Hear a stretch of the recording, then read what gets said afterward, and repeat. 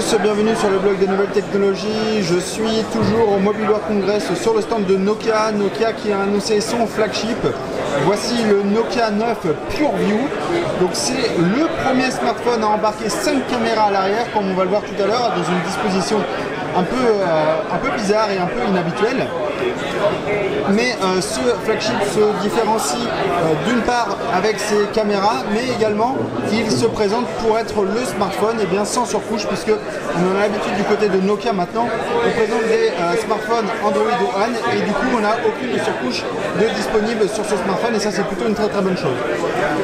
Ce smartphone il a une dalle ici de 5,99 pouces, donc c'est quand même un grand écran. On est sur une technologie POLED. On est sur une résolution de 2880 x 1440 pixels, donc on est sur du Quad HD+.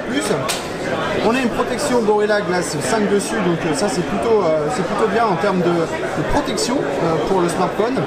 Les dimensions, on est sur une hauteur de 155 mm, une largeur de 75 mm et on est sur une épaisseur de 8 mm. Ce smartphone pèse 172 grammes, il n'est pas forcément extrêmement léger, mais c'est plutôt agréable quand vous l'avez en main directement ici. Ensuite, on est sur du processeur Snapdragon 845, donc ça c'est un petit peu le petit point négatif de ce smartphone, puisqu'on n'est pas sur le Snapdragon 855, le tout dernier, mais on est sur la puce phare de l'année 2018. Donc il faudra voir un petit peu comment évolue le smartphone avec le temps, mais il faut savoir que la puce 845 est encore hautement puissante et arrivera à faire tourner sans aucun problème toutes les applications et les jeux que l'on peut avoir. Ce processeur est couplé à 6 Go de RAM, donc 6 Go de mémoire vive, et on a 128 Go de stockage interne. Malheureusement, on ne peut pas augmenter la capacité de stockage par une carte microSD puisqu'on n'a pas le port disponible. Donc en termes de caméra, on est sur à l'avant ici, on a une caméra de 20 mégapixels, donc capable de capturer en format HDR. La vidéo, on l'a en 1080p et en 30 fps. Et puis à l'arrière, concernant les caméras, on retrouve 5 capteurs, donc 1, 2, 3, 4, 5 capteurs de 12 mégapixels, avec 2 capteurs couleurs qui sont en haut et en bas, et les 3 autres qui sont des capteurs monochromes. Nokia nous a expliqué lors de la conférence de presse que ces capteurs monochromes permettaient de capturer beaucoup plus de détails que les capteurs couleurs, et du coup ça permet d'assembler une image qui est vraiment fabuleuse. On a également un capteur TOF, donc de Time of Light, donc pour notamment la profondeur. On est sur des optiques Zeiss, comme vous le voyez ici. On a un double LED ici, donc qui nous permet d'améliorer les conditions de faible luminosité. Et puis il est capable de filmer en Full HD, en 2K également, et il a un mode HDR disponible. Concrètement, ensuite, en termes de fonctionnalité, vous allez retrouver un capteur d'empreinte digitale sous l'écran. Vous allez retrouver évidemment du Wi-Fi, du Bluetooth 5.0, donc vraiment toute la dernière connectivité disponible. On a une batterie de 3320 mAh et elle est compatible avec la charge rapide en 18 watts. Il est disponible dans le coloris bleu ici et son prix est aux alentours de 620 €. En termes d'expérience logicielle, donc ici on est donc sur une Android Pie, donc la toute dernière version Android 9, aucune surcouche dessus. On a greffé ici Android One, donc ça veut dire que vous allez bénéficier des dernières mises à jour de Google, mais également vous allez bénéficier des correctifs de sécurité 2 ans après son expiration, et ça c'est plutôt une très bonne chose, et bravo Nokia de continuer dans cette directive. L'utilisation sera identique à celle que vous avez sur votre Pixel par exemple, puisque on va retrouver exactement la même surcouche logicielle que vous voyez ici, hein. On retrouve exactement la même chose. Et puis on va également avoir donc cette gestion de la caméra, et on va voir un petit peu ce que ça fait en termes de photos.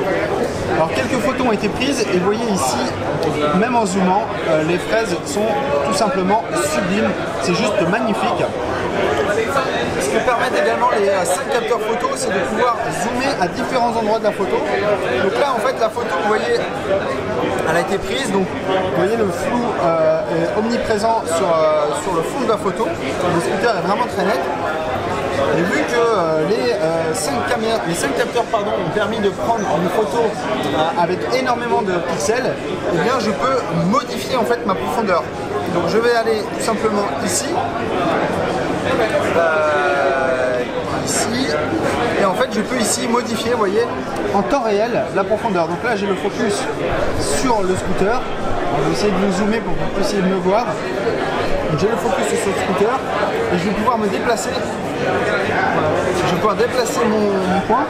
Vous voyez ici, j'ai mis le focus sur le fond et maintenant eh bien, ma photo est beaucoup plus nette et j'arrive à distinguer les personnages que je ne voyais pas tout à l'heure. Et je peux faire ça en fait sur toute la partie de la photo. Je peux faire ça sur toute la partie de la photo très simplement, vous voyez, juste à me déplacer comme ceci et instantanément eh bien, ma photo je vais pouvoir la personnaliser et définir la profondeur de champ. Donc ça c'est disponible grâce aux 5 capteurs photo donc, qui sont à l'arrière de ce smartphone. Vous allez pouvoir donc capturer des photos qui vont avoir une amplitude de mégapixels puisque vous allez pouvoir définir quel capteur utiliser en fonction de la photo que vous allez capturer. Donc, par exemple ici, hop, donc là je vais pouvoir définir les capteurs que je veux prendre en compte. Si je veux une photo de extrême haute résolution, donc là on est en façade, hop, ici, vous voyez je peux définir un petit peu mon réglage et je peux mettre 12 mégapixels et instantanément eh bien l'application appareil photo va prendre la meilleure photo directement sans que je lui dise de faire quoi que ce soit. Donc là par exemple je vais prendre une photo, hop, et là en fait le smartphone a capturé instantanément les meilleures photos qu'il pouvait prendre. En termes de design, ce smartphone eh bien, donc a un verre à l'avant, à l'arrière également, on a des légères courbures ici sur les côtés, donc c'est très agréable lorsque vous le prenez en main puisqu'il va parfaitement s'adapter à la paume de votre main. On a un châssis métallique tout autour.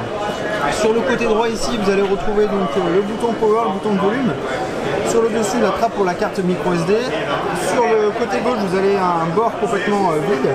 Et en dessous ici, donc vous allez avoir le port USB-C et puis une petite grille pour le haut-parleur. Comme vous le voyez, eh bien, Nokia a décidé pour ce Nokia 9 PureView de ne pas adopter d'encoche ou de trou à l'écran.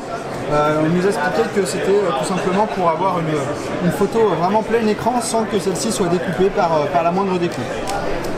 Donc voilà concernant la découverte de ce Nokia 9 PureView, vous l'aurez compris, c'est ces 5 capteurs photo qui font tout du smartphone et on verra un petit peu lors d'un test un peu plus approfondi si celui-ci mérite le titre de photophone de l'année.